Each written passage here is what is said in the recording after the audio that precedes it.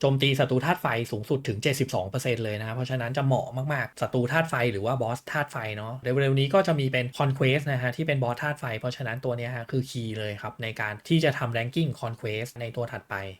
Pay to Win Top Up บริการเติมเกมออนไลน์รวดเร็วทันใจด้วยระบบเติมเงินอัตโนมัติในราคาสุดพิเศษตลอด 24 ชั่วโมงเติมเกมไวไม่ต้องรอรวดเร็วปลอดภัยภายใน 1 นาทีพร้อมดูแลตลอด 24 ชั่วโมงผ่านช่องทางไลน์และหน้าเว็บไซต์เติมได้ทั้งเกมมือถือและเกม PC เลยนะ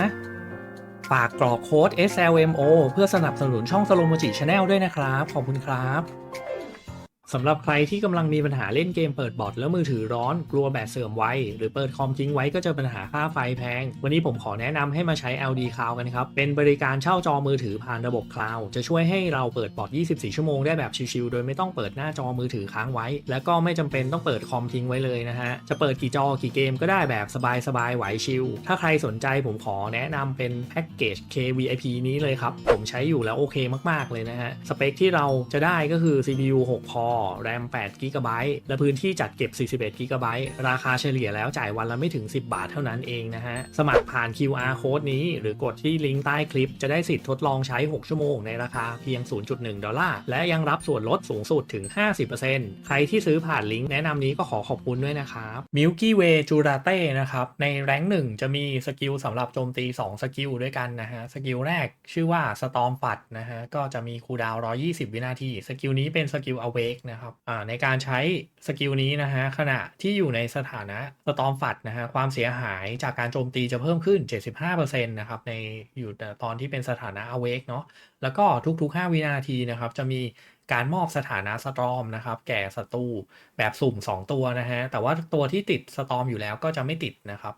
เป็นเวลา7วินาทีนะฮะแล้วก็มีเอฟเฟกต์เพิ่มเติมนะครับเมื่อศัตรูที่อยู่ในรัศมี3เมตรนะฮะจากศัตรูที่ติดสถานะสตอมอยู่นะฮะจะได้รับความเสียหาย 86% ของพลังโจมตีของจูราเต้นะครับทุกๆ 0.5 วินาทีนะฮะแล้วก็สกิลต่อมาสเตลล่าโนวานะครับสกิลนี้มีคูลดาวน์10 วินาทีนะฮะเป็นการรวบรวมพลังงานทางช้างเผือกนะฮะแล้วก็รวบรวมไว้ที่จุดเดียวนะฮะแล้วระเบิดออกมานะสร้างความเสียหาย 922% นะฮะถือว่าค่อนข้างแรงนะฮะของพลังโจมตีนะครับแล้วก็เอฟเฟกต์เพิ่มเติมนะครับจะทำความเสียหายเพิ่มขึ้นสูงสุด 50% นะครับยิ่งศัตรูอยู่ใกล้นะฮะอยู่ใกล้จุดศูนย์กลางยิ่งโดนแรงนะครับแล้วก็ในส่วนของ Goddess นะก็เป็นพื้นฐานนะครับเพิ่มเลือด 60% เพิ่มป้องกัน 50% แล้วก็เพิ่มโจมตี 25% นะครับในส่วนของแรงค์2นะฮะอันนี้จะเป็น Passive นะครับชื่อว่า DNAP นะฮะทุกๆ2วินาทีนะครับจะมีการจ่ายบัฟ DNAC นะให้เพื่อนร่วมทีมนะครับรอบข้างตามจำนวนครั้งที่จูราเต้นะครับสามารถโจมตีศัตรูได้นะฮะสแต็ก DNAP สามารถสะสมได้สูงสุดถึง100สแต็กด้วยกันเลยนะครับโดยสแต็กแต่ละสแต็กนะฮะจะลดความเสียหายที่ได้รับจากศัตรูลงนะฮะ 0.15% ก็เก็บได้100นะฮะก็เป็น 15% นะครับที่ลดดาเมจได้สูงสุดเมื่อสะสม DNAP ได้สูงสุดถึง100สแต็กแล้วนะฮะทั้งหมดจะถูกรีเซ็ตนะครับแล้วก็มอบบัฟพิเศษให้แทนนะฮะเป็นเวลา10 วินาทีนะครับก็คือได้ลดความเสียหาย 15% เนี่ยคงอยู่ไปนะครับ10 วินาทีนะฮะแล้วก็มีเพิ่มเติมนะครับเมื่อโจมตีศัตรูที่เป็นธาตุไฟนะค่า ACC แล้วก็ PS นะครับจะเพิ่มขึ้นนะฮะอย่างละ 15% เลยแล้วก็ในเมื่อเราอัพจูราเต้ถึงแรงค์9นะฮะก็จะมีโอกาส 10% นะครับที่จะทำให้การโจมตีจากศัตรูของที่เป็นธาตุไฟนะฮะไร้ผลเลยต่อมาในแรงค์3นะครับก็จะมีเป็น Passive Skill เพิ่มขึ้นมาอีก1สกิลนะฮะเป็นเ e เตลเกสเมื่อสกิลสเตล่าโนวานะครับของจูราเต้ระเบิดขึ้นมานะฮะจะมีการระเบิดต่อเนื่องอีก2ครั้งนะฮะในตำแหน่งที่กว้างขึ้นเรื่อยๆนะครับสร้างความเสียหายครั้งละ 144% ของพลังโจมตีนะครับถ้าอัพแรงเต็มก็จะสูงสุดอยู่ที่ 248% แล้วก็เพิ่มอีก 29% นะฮะพิเศษเลยสำหรับแรง9นะฮะและที่แรง9นะครับเมื่อเป็นศัตรูธาตุไฟได้รับความเสียหายจากสเตล่าโนวานะครับจะทำให้มีการระเบิดซ้ำอีก1ครั้งนะฮะการระเบิดขนาดเล็กจะสร้างความเสียหายให้กับศัตรูอยู่ในรัศมี 1.5 เมตรนะครับเป็น 0.25 เท่าก็คือ1ใน4ความเสียหายของสเตล่าโนวานะครับการระเบิดสามารถเกิดซ้ำได้สูงสุด10ครั้งเลยนะฮะแล้วก็ในแรงค์4นะครับก็จะมีสกิลที่เป็นสกิลโจมตีอีก1สกิลนะฮะชื่อว่า Streaming Light นะฮะมีคูลดาวน์อยู่10วินาทีนะครับก็จะเป็นการปล่อยพลังนะฮะของทางช้างเผือกออกมานะเป็นลำแสงที่แคบแล้วก็ยาวนะฮะสร้างความเสียหายที่ 942% นะครับของค่าพลังโจมตีแก่ศัตรูในระยะที่อยู่ด้านหน้าเมื่อโจมตีโดนศัตรูธ าตุไฟนะฮะจะทำให้ติดสถานะ Cooling เป็นเวลา 7.5 วินาทีนะครับซึ่งจะลดพลังโจมตีของศัตรูได้นะฮะ 25% Passive Skill ของแรงค์4นะฮะชื่อว่าเวก้านะครับเมื่อมีเจ้าของหรือว่าเฟลโลอยู่ในทีมในระยะ 2 เมตรนะฮะรอบตัว Milky Way Jurate นะฮะพลังแห่งดวงดาวนะฮะจะกางอาณาเขตออกมาเพื่อปกป้องคนรอบข้างนะครับผลของทักษะนะฮะก็คือลดความเสียหายที่พันธมิตรทั้งหมดนะครับได้รับลง 5% นะฮะต่อจำนวนสมาชิกเลยนะฮะทบไปได้สูงสุดถึง 5 คนนะฮะก็จะลดความเสียหายไปรวมทั้งหมด 25% เลยนะครับแต่ถ้าหากว่าไม่มีเพื่อนร่วมทีมอยู่ใกล้ๆเลยก็จะไม่มีการลดความเสียหายนี้เลยนะฮะและเมื่อ Milky Way Jurate ถึงระดับ 9 นะครับจะได้รับเอฟเฟกต์เพิ่มเติมขณะที่ทักษะทำงานนะฮะลดความเสียหายจากการโจมตีของศัตรูธาตุไฟลงไปอีกนะ 2.5% ต่อจำนวนสมาชิกนะฮะที่อยู่โดยรอบนะฮะสูงสุดก็คือ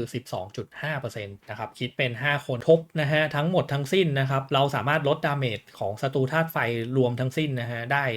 37.5% นะครับและที่แรงค์ 5 นะฮะก็จะได้ Passive Skill เพิ่มขึ้นมานะครับชื่อว่า Aldebaran ทำให้เอฟเฟกต์ของกอสพลังโจมตีเพิ่มขึ้นไปอีก 10% นะฮะแล้วก็ได้เพิ่มความแม่นยำแล้วก็อัตราโจมตีคริติคอลอีก 35% นะครับนอกจากนี้เมื่อโจมตีติด Clean Hit นะฮะเมื่ออยู่ในสถานะ Awake นะครับความเสียหายที่ทำต่อศัตรูจะเพิ่มขึ้นอีก 4% นะครับยิ่งอัพแรงเยอะนะฮะยิ่งแรงนะครับก็จะสูงสุดที่ 20% และที่แรงค์ 6 ก็จะได้ Passive Skill ที่ชื่อว่า Serious เพิ่มเข้ามาเป็นการทำงานร่วมกันกับสกิลโจมตีของแรงค์ 4 นะฮะชื่อว่า Streaming Light เนาะตรงนี้นะฮะเมื่อมีการทำงานนะฮะของ Streaming Light นะครับจะมีลำแสงแคบๆพุ่งออกมานะฮะจากตำแหน่งของเป้าหมายเพิ่มเติมนะสร้างความเสียหาย 298% ที่แรงค์สูงสุดนะฮะของ Milky Way จะทำความเสียหายเพิ่มเติมขึ้นไปถึง 514% ด้วยกันและเมื่อถึงแรงค์ 9 นะฮะจะมีความเสียหายเพิ่มเติมมาอีก 60% นอกจากนี้นะฮะจะทำให้ศัตรูที่เป็นธาตุไฟติดสถานะ Cooling ด้วยนะฮะก็จะลดพลังโจมตีของศัตรู 25% เป็นเวลา 7 วินาทีนะครับลำแสงนี้นะฮะสามารถเกิดขึ้นได้สูงสุด 5 ครั้งเลยนะฮะเกิดซ้ำได้ตลอดเมื่อ Milky Way Jurate นะครับถึงแรงค์ 9 ทุกครั้งที่ใช้ Streaming Light นะฮะจะมอบบัฟ Serious ให้กับเจ้าของแล้วก็ Fellow ที่ร่วมทาง 7.5 วินาทีนะครับในระหว่างที่บัฟ Serious ทำงานการโจมตีด้วยทักษะจะถูกเพิ่มธาตุน้ำแข็งเข้าไปด้วยนะครับก็คือบัฟธาตุน้ำแข็งให้ทั้งหมดเลยนะเหมาะกับการไปโจมตีตัวธาตุไฟมากๆนะครับแล้วก็ที่แรงค์ 7 นะฮะสุดท้ายนะฮะจะมีสกิลโจมตีเพิ่มเข้ามานะครับชื่อว่า Starlight Shower นะฮะคูลดาวน์ 10 วินาทีก็จะมีการเรียกเศษดวงดาวนะครับขนาดใหญ่ตกลงมาใส่ศัตรูนะครับเป็นแบบสุ่มนะฮะสร้างความเสียหาย 2,004% ของพลังโจมตีแก่ศัตรูในระยะ 3 เมตรนะฮะแล้วก็นอกจากนั้นนะฮะจะมีการโจมตีเพิ่มเติมจะมีเศษดวงดาวออกมาอีก 3 ระดับด้วยกันนะฮะก็จะมีเศษดวงดาวขนาด 66% นะฮะเรียกว่าขนาดใหญ่แล้วกันเนาะจำนวน 2 ชิ้นนะฮะตกลงมาใส่ศัตรูเป็นแบบสุ่มนะครับสร้างความเสียหาย 835% นะครับของพลังโจมตีแล้วก็เป็นเศษดวงดาวขนาดกลางนะฮะลงมาอีก 4 ชิ้นนะฮะตกลงมาแบบสุ่มเหมือนเดิมนะฮะสร้างความเสียหาย 334% ของพลังโจมตีนะครับแล้วก็สุดท้ายจะเป็นเศษดาวขนาดเล็กจำนวน 8 ชิ้นครับตกลงมาใส่ศัตรูแบบสุ่มเหมือนเดิมนะฮะสร้างความเสียหาย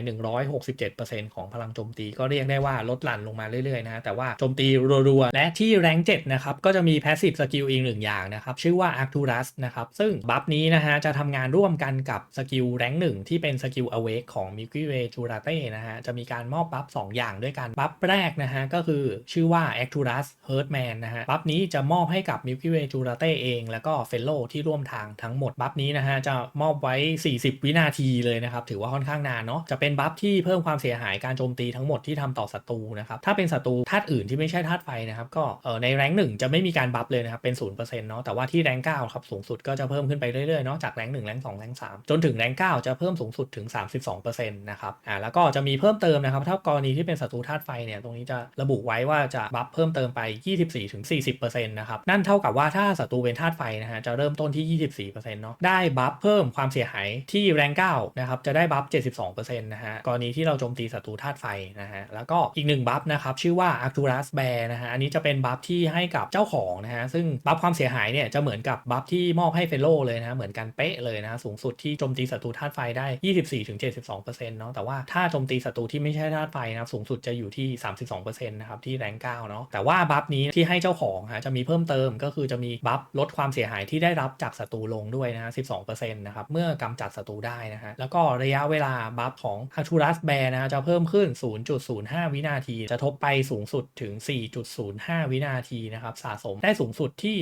120 วินาทีเลยนะครับและสุดท้ายบัฟ Arcturus Bear นะที่ให้เจ้าของนะจะ ถูกยกเลิกทันทีหากไม่ได้ร่วมทางกับ Milky Way Jurate นะครับโดยภาพรวมของ Milky Way Jurate นะครับก็จะเป็นตัว Godfellow นะฮะที่ทำดาเมจได้เดือดๆตัวหนึ่งเลยนะมีสกิลที่รุนแรงแล้วก็มีการโจมตีซ้ำซ้อนนะฮะก็ซ้อนไปหลายๆชั้นเนาะแล้วส่วนของบัฟนะฮะที่ให้กับ Fellow เพื่อนร่วมทางแล้วก็ให้กับเจ้าของก็ค่อนข้างดีนะฮะก็จะมีตั้งแต่ลดความเสียหายเนาะลดความเสียหายนี่มีเยอะมากนะฮะมีหลายบัฟเลยนะฮะแล้วก็หลักๆก็คือจะมีเพิ่ม ACC เพิ่มเพนและก็ยังมีการบัฟธาตุน้ำแข็งให้กับเพื่อนร่วมทีมทั้งหมดได้ด้วยนะฮะและสุดท้าย Arcturus นะฮะอันนี้เรียกว่าเป็นไฮไลท์เลยก็ว่าได้นะฮะจะมีการเพิ่มความเสียหายการโจมตีนะครับให้ทั้งเพื่อนเฟลโลทั้งหมดนะฮะแล้วก็ให้กับเจ้าของด้วยนะฮะค่อนข้างนานนะฮะระยะเวลา40วินาทีแล้วก็ดาเมจถือว่าเดือดโดยเฉพาะกับศัตรูธาตุไฟเพิ่มบัฟโจมตีศัตรูธาตุไฟสูงสุดถึง 72% เลยนะเพราะฉะนั้นจะเหมาะมากๆกับการสู้กับศัตรูธาตุไฟหรือว่าบอสธาตุไฟเนาะเร็วๆนี้ก็จะมีเป็น Conquest นะฮะที่เป็นบอสธาตุไฟเพราะฉะนั้นตัวนี้ฮะคือคีย์เลยครับในการที่จะทำ Ranking Conquest ในตัวถัดไป